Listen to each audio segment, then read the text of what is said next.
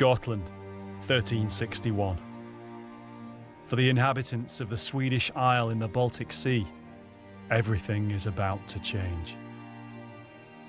Under the burning July sun, the Gotlanders stand together as one to defend their homes. Invaders are coming, and they'll destroy everything in their way. The Gotlanders must stop them or die trying.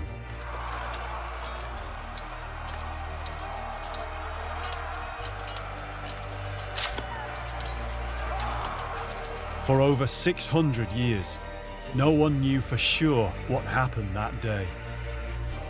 Now, archaeologists are uncovering evidence of a desperate battle in the marshes at a place called Mästerby. Having seen their fathers and sons and so on died, everyone panicked and fled. A medieval battle is a fight for your life. If you're on the losing side, you're more than likely going to die. You're going to die a horrible death.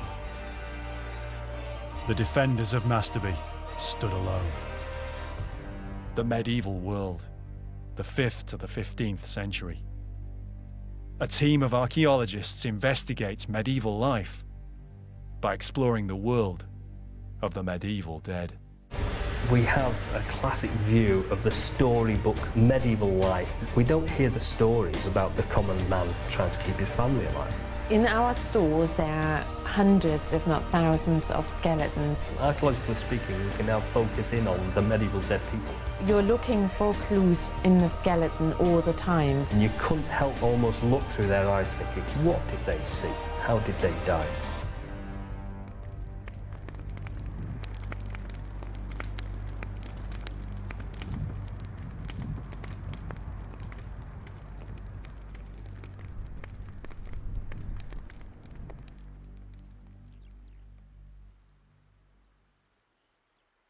They came to the land at Kronavold, where the people fought against them, but they were superior. Then they gathered again and fought at Mästerby. The second day, a third battle was fought, and the Gotland militia defeated, the others taken prisoner. They let a stone cross be raised for commemoration.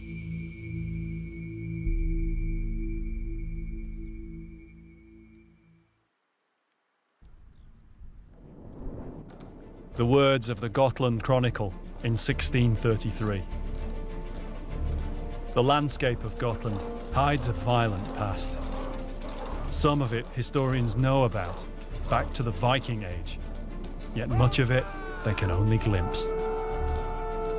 For medieval Gotland, the year 1361 echoes as a time of terrible upheaval. 10 miles south of the Gotlandic capital Visby, Mästerby sits amid the reclaimed farmland and dense forest. In 1361, it lay directly in the path of a marauding invasion force, hell-bent on the looting and burning of all they encountered. There's no contemporary source that tells of what happened at Mästerby. What we know comes from the Chronicle of Visby in the 17th century. Drawn by the island's reputation as a rich trading place, King Valdemar II of Denmark launched an invasion. His main target was the island's capital, the wealthy trading port of Visby. With its strong walls, it was the envy of all Sweden's rivals in the Baltic.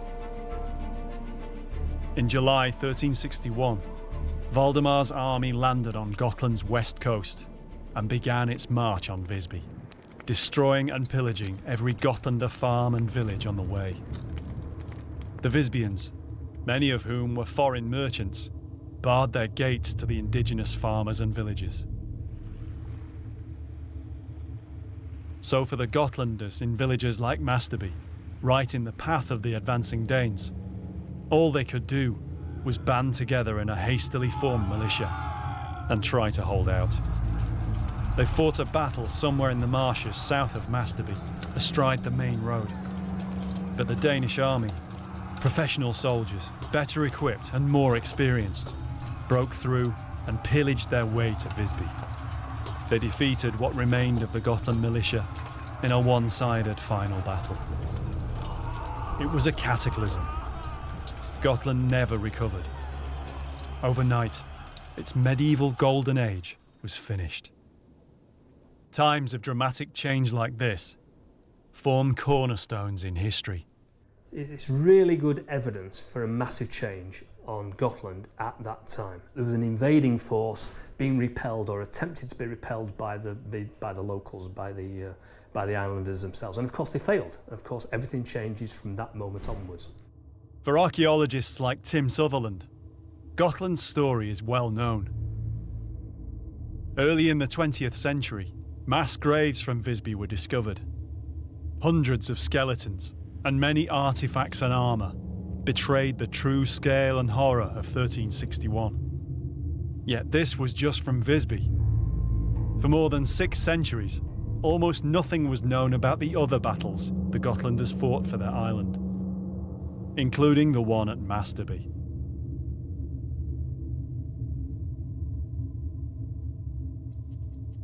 In 2012, Tim carried out an archaeological survey of the Visby graves, partially excavated more than 70 years ago. It's one of the most important sites in medieval archaeology. Yet it's now heavily developed, and there's currently little scope for more archaeology there. But there is new work being done elsewhere on Gotland by a team of Swedish archaeologists.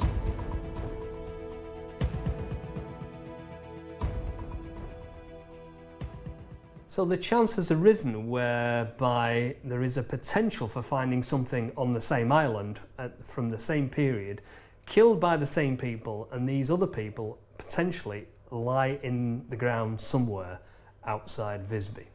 And the locals have initiated an archaeological project whereby they've started to look for a medieval battlefield, and they found it. Almost unbelievably, they found evidence of it. They found crossbow bolts and bits of sword and weapons.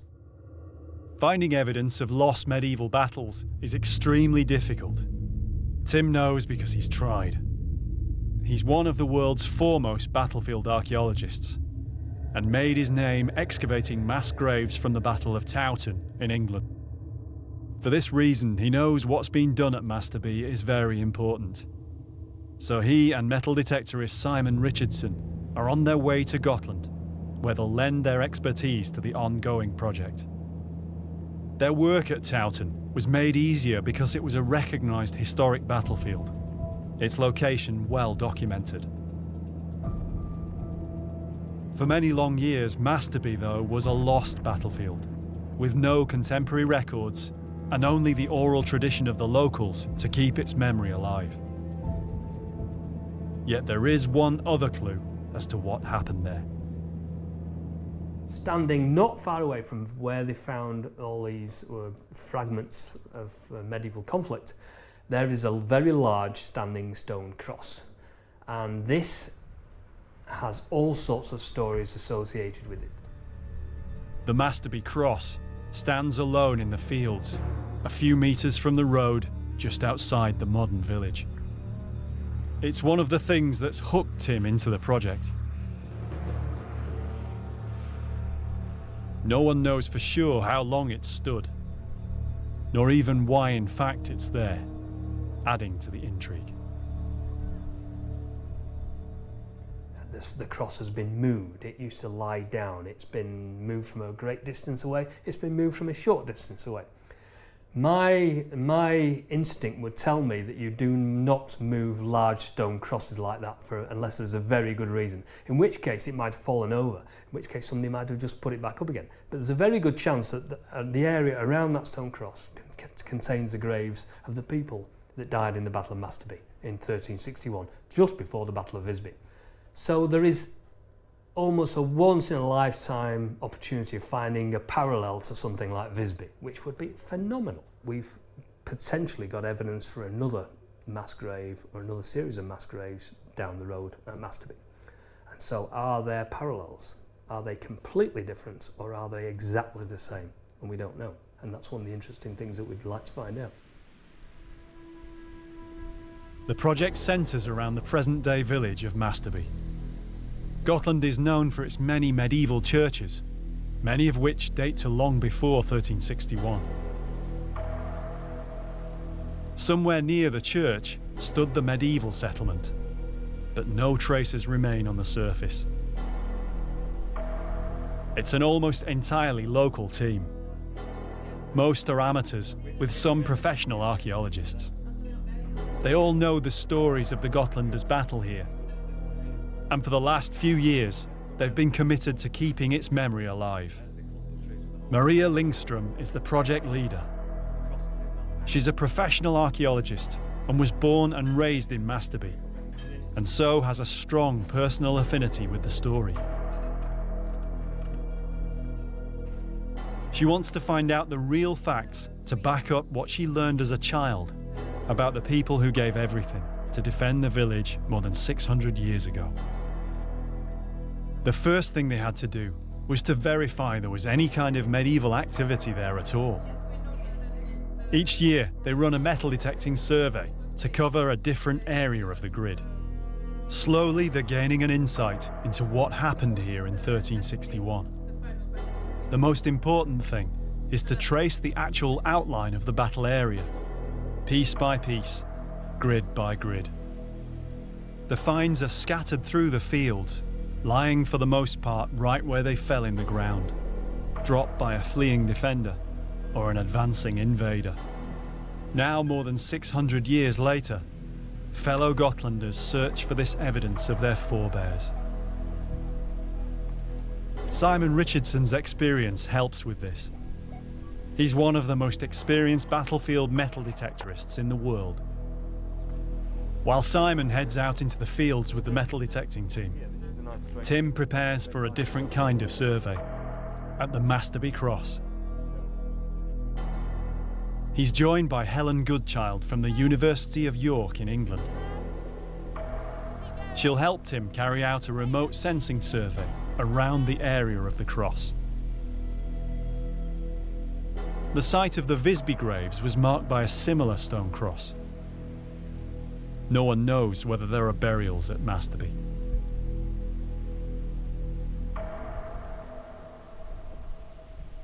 Well, we know we've got a medieval battle. We've got the evidence of that, so that's one thing. We know that in a medieval battle, lots of people get killed, so somewhere there would be lots of dead, presumably. Now, either everybody's been taken out of the landscape and there are no mass graves, or somewhere in this landscape there will be mass graves. Therefore, you look for points of reference, and there's no better point of reference than this huge, big slab of limestone. And if we want to look for a parallel for something like this cross here, there is no better example than a few miles up the road at Visby, where we know there is a very, very similar cross of the same sort of size and dimensions, and that does mark the medieval mass graves from the Battle of Visby. We're hoping that in this landscape, within this very field itself, right close to the cross, are the mass graves from the people that died at the Battle of Mästerby. We also know that towards the end of the Battle of Mästerby, it appears as though the battle went through or very close by the medieval settlement around Mästerby. So we'll have evidence of where they lived, we'll have evidence of where they fought, we'll have evidence of where they died, and also, hopefully, we'll have evidence of where they were eventually buried.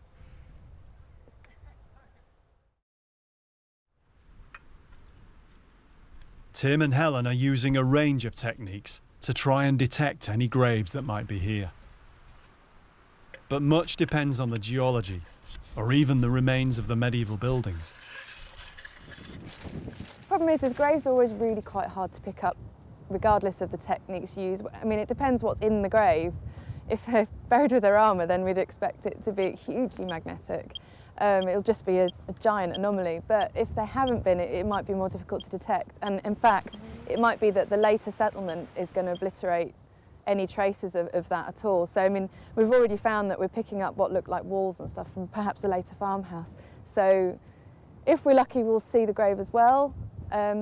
If we're unlucky, we'll get a lot of post-medieval structures. Ground-penetrating radar will enable them to look for large shapes or displacements up to several metres down into the soil.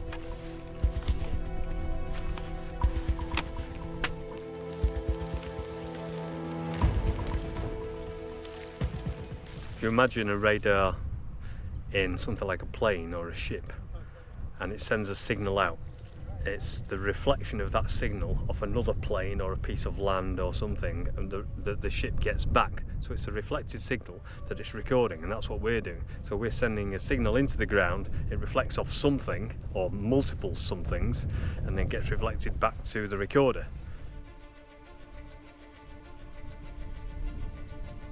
As they carry out the survey, Tim also lets his instinct as an archaeologist build an idea of what could have happened here immediately after the fighting. From his experience at other medieval battle sites, he's identified a pattern of events.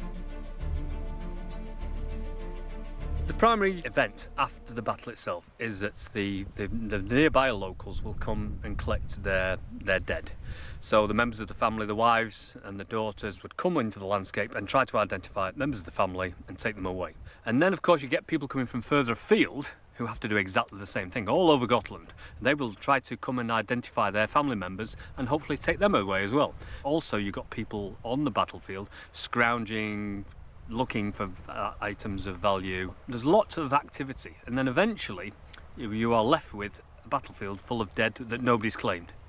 And then somebody, sooner or later, will come along, a member of the church, a member of the local aristocracy, and say, right, we'll clear the battlefield. And so anybody that is left will presumably be placed in the mass graves just to clear up. So either the mass graves would be somewhere like a churchyard if there's a very small number of them, or it could be, if there are a large number, they've been in an open piece of landscape where there's a piece of ground that's not under agriculture.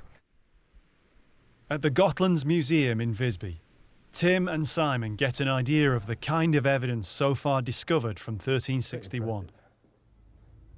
This is just a small selection of a huge range of artifacts, including armour, weaponry, and human bones. One type of artifact is dominant among the finds made by the Mästerby project so far: crossbow bolts. So far, many have been found, probably shot at Gotlanders by the invaders. Valdemar's army is known to have included German mercenaries, possibly some of whom were crossbowmen. The crossbow was a weapon feared on the medieval battlefield. It required less skill and strength to use than a longbow, and so was seen as a devilish, unfair device. A medieval terror weapon, ideal to break a lightly equipped militia like the Gotlanders and drive them back in panic. This glass case contains essentially the Mästerby collection, and if you can see, these are the classic crossbow bolts, and the second back from the right there is the classic short, stubby, but heavy crossbow bolt. And this is from the battlefield at Mästerby. So you brought one with you. Essentially, it's the same size, shape, and weight, because it's not a little bodkin. It's not a very narrow, slender artifact, is it? It's a big, heavy, serious piece of kit. But this is a Mästerby collection, so this has come off the Mästerby battlefield. Yeah. So basically, these are crossbow bolts. There's no denying that, is there? Yeah, I mean, they're all the standard form, aren't they? But just varying size. So that's important because we're getting continuity now between what is essentially being used across Europe at that time, and we've got them on the Mästerby battlefield and we've got them on the Visby battlefield. So it's all the standard kit around that time. It's a short, stubby head as well. It's not a long, slender, like a bodkin arrowhead. So if it hit you in a piece of flesh, obviously you'd survive, but if that hit you in the face or in the head, it would take you down and you wouldn't bother getting up again. Tim and Simon head out into the field to help with the survey. They soon find it's not a straightforward place to metal detect. It's going really well. It's hard work. There's so many nails. Literally pounds and pounds of them in weight. So yeah, you're on your knees every 5 minutes and digging. But everything has to be investigated, so you could leave what you think's a nail and it could be a chainmail link or a fragment of something else.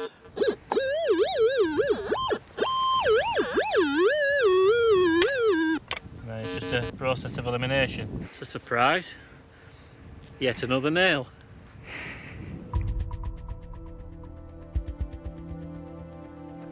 The many nails are a hindrance to the metal detecting team. Scrap from more recent eras is a problem on most historical sites, especially on fields used for agriculture for hundreds of years.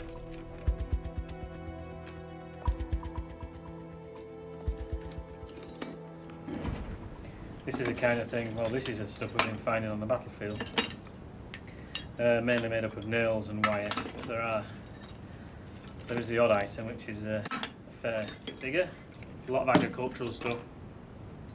Odd piece of wire.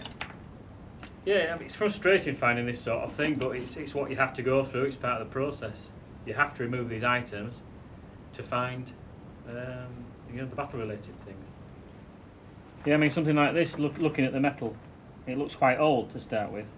And maybe initially when it comes out of the ground, it could be mistaken for part of a knife. On further inspection, it's all it is it's a small adjustable spanner, quite an old one.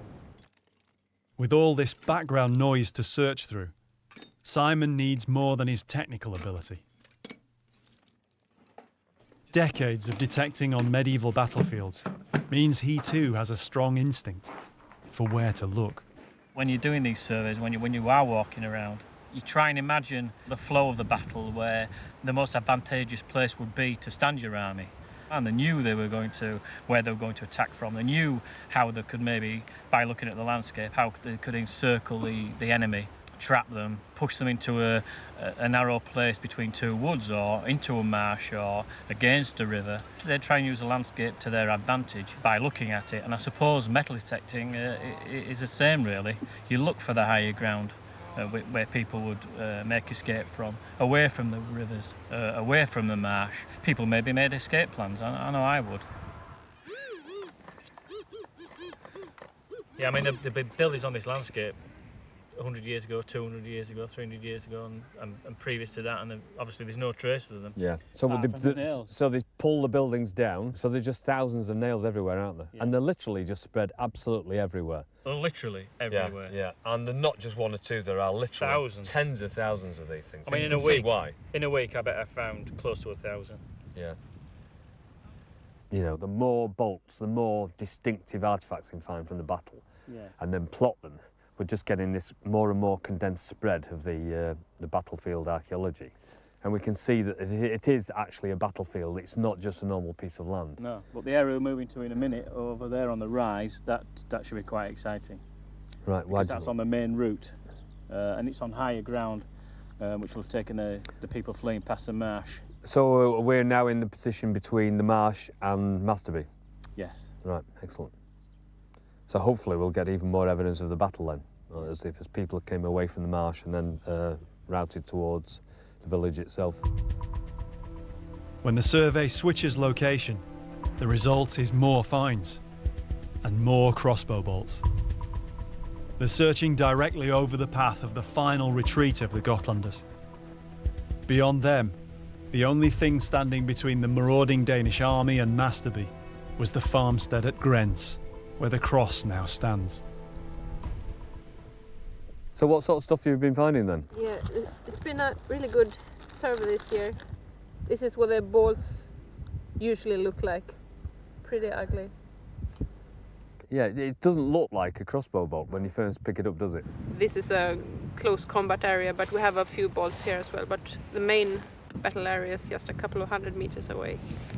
So this was probably shot at a Gotlander fleeing for his life.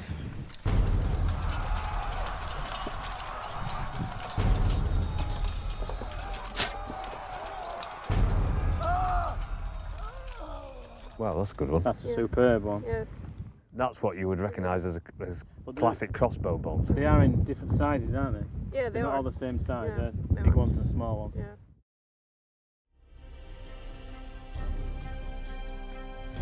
Over the past few years, the surveys have discovered almost 50 bolts like these.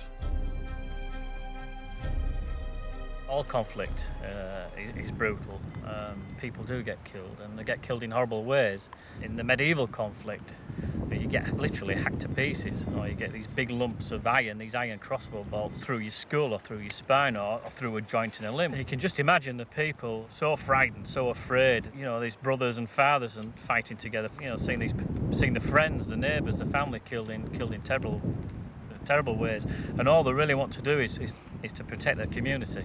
And you get this invading army coming in, you know, who just want to take it away, and they'll take it away in any way they can. And they're totally afraid, and all they want to do is get away, get back to their homes, which here they more than likely died defending anyway. A medieval battle, it's a fight for your life, literally. You win, your side wins and you survive, great. If you're on the losing side, you're more than likely going to die, and you're going to die a horrible death. The bolts are a grim reminder of what must have been a terrifying experience. To be pursued across the marsh, under fire. With Simon's help though, this year's survey has uncovered many other important finds.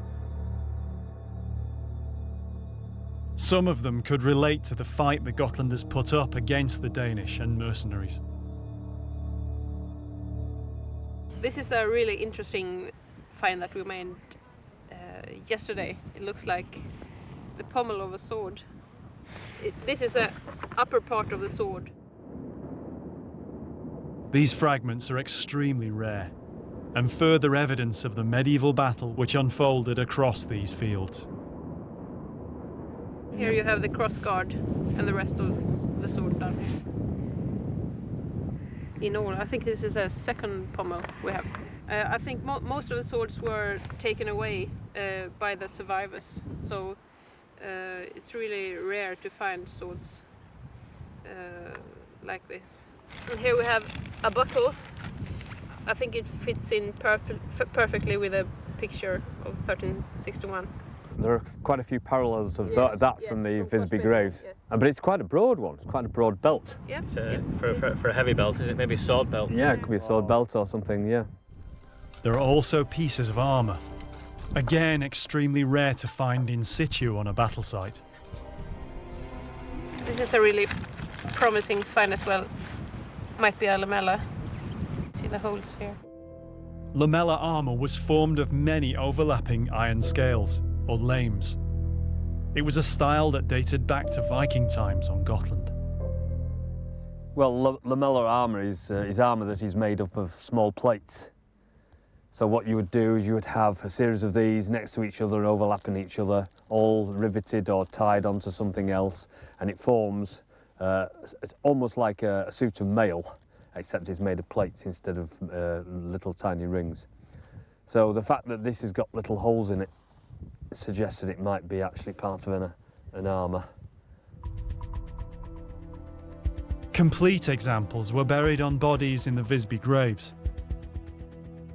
But here at Mästerby, the finds are evidence of the armour's use in battle.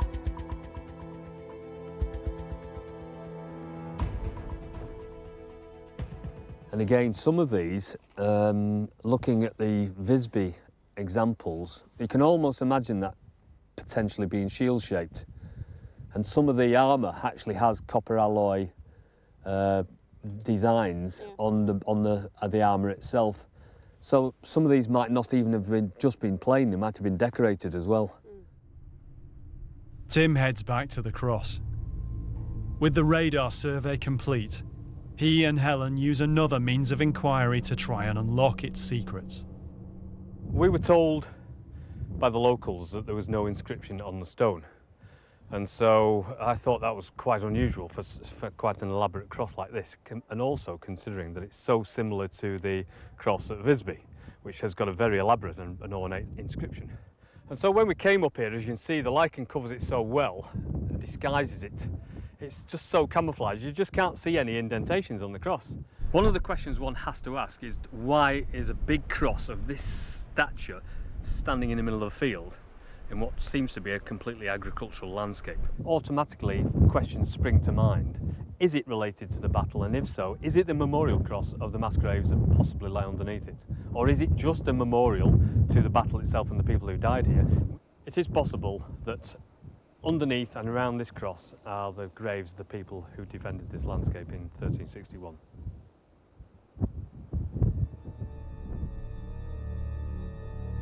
It's possible they might be able to see inscriptions that still remain on the surface of the stone, not visible during daylight hours. All they have to do is wait for darkness. The idea is that we're going to shine a raking light across the surface of the stone. And the reason behind that is that by using a very low light against the surface, it will cast very deep and recognisable shadows. And anything that's an undulation in the surface of the stone and that casts a shadow, we'll be able to record. If we shine it from there, and then what we can do is turn it. Oh, look at that. And remember, we're only doing a quadrant at a time. You can already see all the lettering turning up. Is that an A? Yeah. Oh yeah, that's an A. There's definitely a D there. Yes, an O. Is that an O? So is that Dominus? Domini? I know Domini. Yes. See, that's what we think it might say then. Wow. And then of course we've got some down here which is incredibly deep already. Oops. You just read inscribed letters that haven't been read out loud for about 700 years. Potentially, yeah. Amazingly, the inscriptions can be made out after centuries, despite the weathering on the cross, out in the open, exposed to the elements. Every single year you get a fraction of a millimetre disappearing because of frost action. So the water will soak into the surface, then it'll freeze, and the surface will just fall off. But it's minute because it's really hard stone. But over the centuries, what was presumably a deep inscription is almost gone. And so hopefully we're recording it in time, but some elements of it have almost certainly already gone. The letters are very faint and difficult to decipher. They're a kind of script used across Scandinavia and Europe during the later Middle Ages.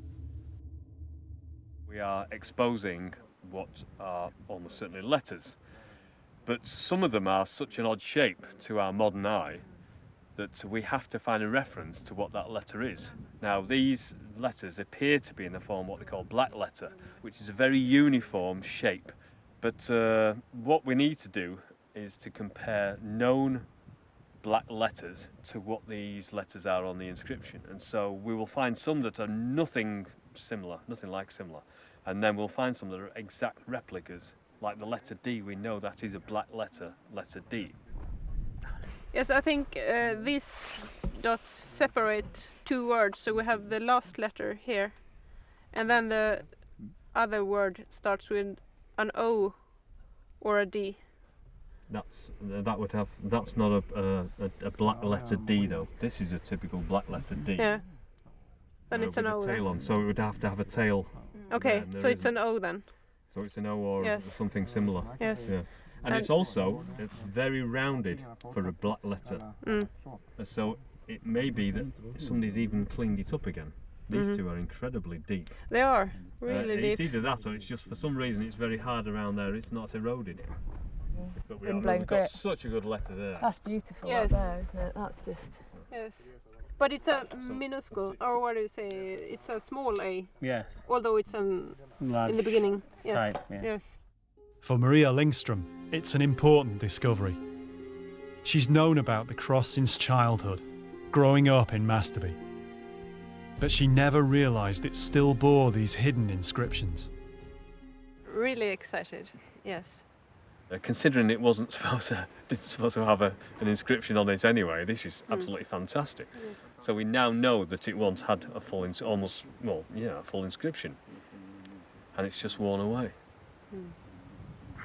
I was born here, so I've seen it all my life, and I've always been told that the cross was blind, and that's why we haven't blank. So there's no inscription on it. So Yes. you were always told from a very early age that this was a blank cross. Yes. And now, how do you feel about seeing this for the first time? Oh, this is amazing. This is must be so unusual. dream coming true, really. Fantastic. Yes. Part of the inscription seems to be Jacobi, which may refer to St. James's Day, just prior to when the Battle of Visby is known to have taken place. It could just be coincidence. So the cross in Visby has got an inscription that's got the date of their battle on it. Yes.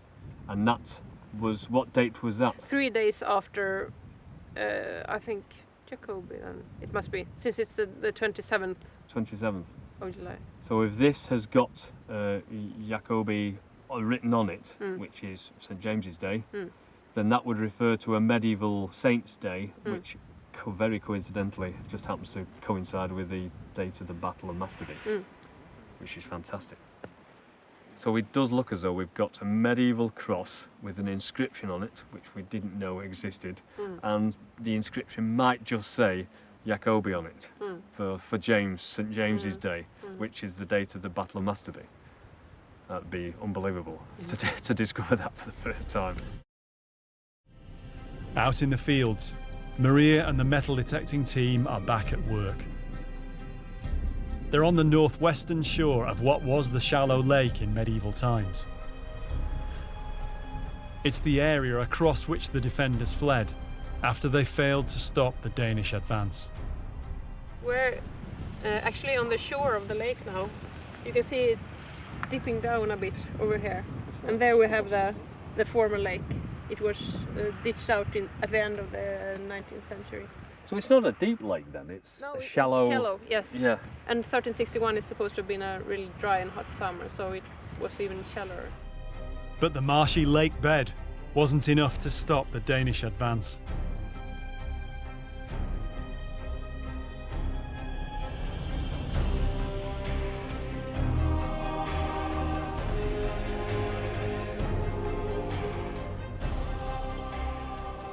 Gotlanders knew if the Danes came over the lake, the battle would be...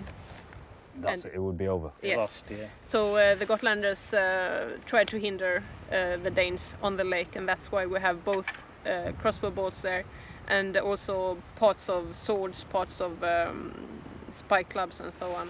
So that was a defensive position. Yeah. They tried to prevent them from crossing that lake. Yeah. And they failed, obviously. Yeah. In the great scheme of things, this is now becoming almost parallel to the archaeological evidence from the graves at Visby, but it wasn't a proven battlefield until relatively recently. No, not amongst the experts. They said, no, historians said, we don't think there was a battle, but the people here in Mästerby have never doubted there was a battle here. So. And so what's happening now is the battlefield archaeology is formalising this part of history. And of course now you can rubber stamp it and say there is definite proof of medieval battlefield in this landscape. The weather closes in as this year's survey is almost complete. Just beyond where the team have been working, the land shelves down to where the heaviest part of the fighting probably was. The close combat area. The two sides more than likely met in the narrow part of the shallow lake, as the Danish and mercenaries forced a crossing to outflank the Gotlanders.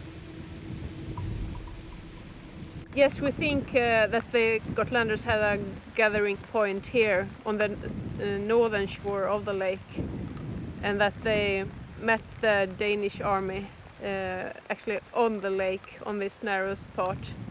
So there were two lines shooting with their crossbows and shooting arrows at each other. And then we have a close combat in that area as well.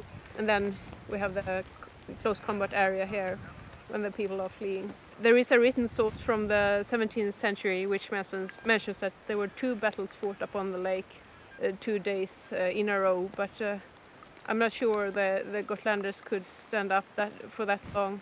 They would have been in family groups standing next to their fathers and brothers and sons and so on. And when they scattered, they probably fled in these family groups as well. Having seen their fathers and sons and so on died, everyone panicked and fled.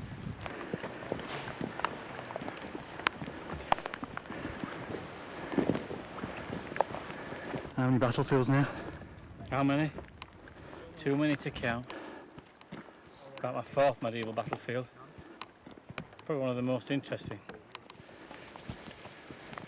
As the team head out of the field for the final time this year, they're following the route the Gotlanders probably took as the survivors fled back to the village.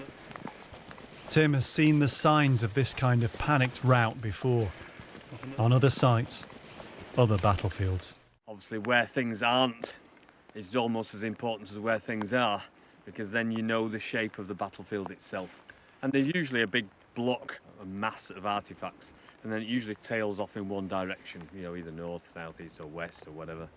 And eventually it just fades away into nothingness as the people ran away and were either they escaped or they were killed.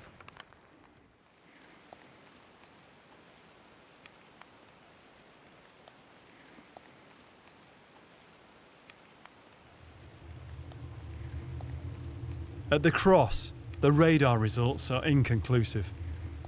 There are no obvious grave pits in the fields around the cross. But there are the possible remains of the medieval farmstead that stood here at the time of the battle.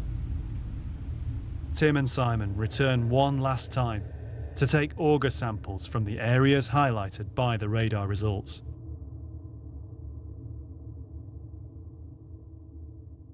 We're augering mainly to look at the subsurface structure of the soil. So we're looking for how deep the topsoil is, and then what the subsoil is made of and how deep it is. That's clean, isn't it? Everybody's telling us that there's nothing here, and until you can prove it, then you just never know. The Mästerby cross binds its secrets tightly. This is where the debris trail of artifacts seems to lead. Perhaps the final rallying place of the defenders of Mästerby before they were overwhelmed. Tim and Simon try to picture the final moment. And where, if anywhere near here, the bodies of the fallen Gotlanders lie.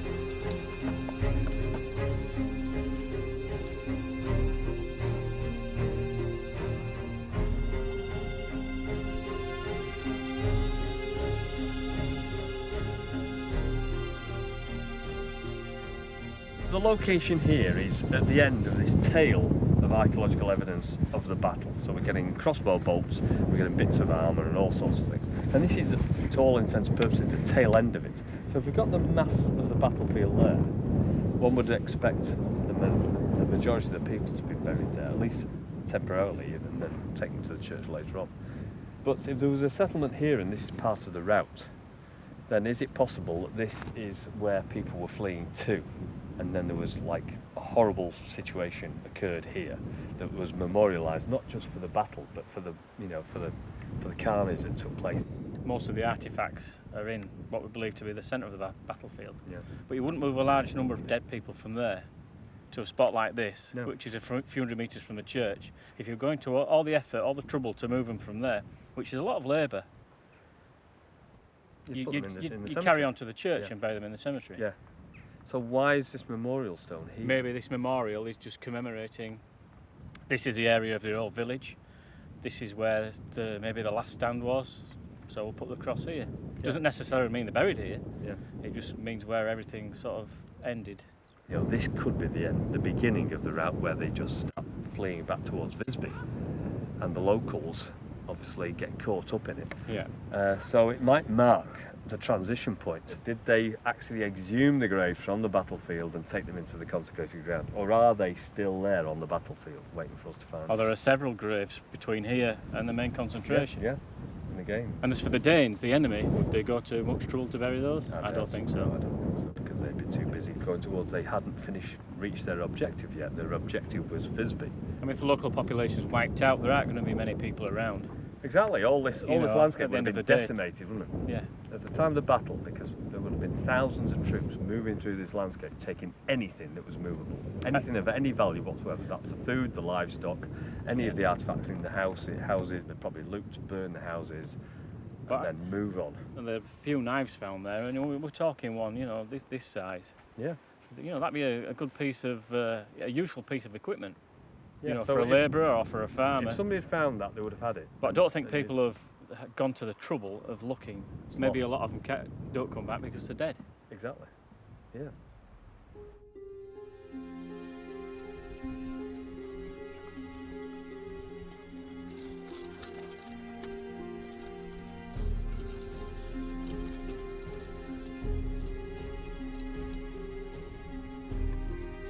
Whatever happened here in the hours and days following the battle, the walled city of Visby capitulated soon after. And with it, the whole of the island fell to Valdemar and the Danes. Though it was regained by Sweden years later, medieval Gotland was never the same again.